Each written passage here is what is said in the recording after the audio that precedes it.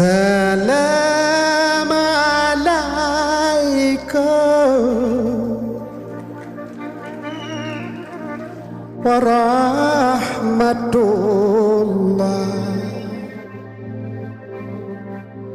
Jaro 12 haduh jumalah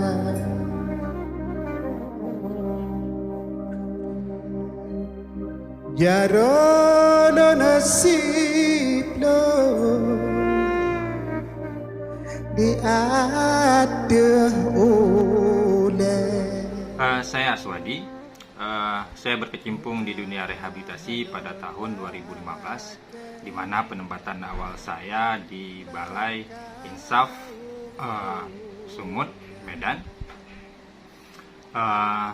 Saya bekerja di sana selama 3 tahun hingga akhirnya saya mutasi kerja ke IPWL Yayasan Pintu Hijrah.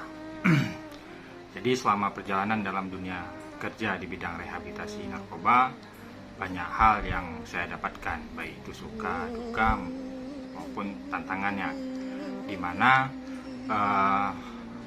pada proses penyelesaian permasalahan daripada keluarga pernah dimaki dan dicaci, walaupun pada akhirnya keluarga bisa melihat perkembangan daripada anaknya berterima kasih terhadap pendampingan yang saya lakukan. Jadi berdasarkan pengalaman kerja yang saya dapatkan, saya merasa terus tertantang untuk terus menyelamatkan anak bangsa daripada kecanduan narkoba.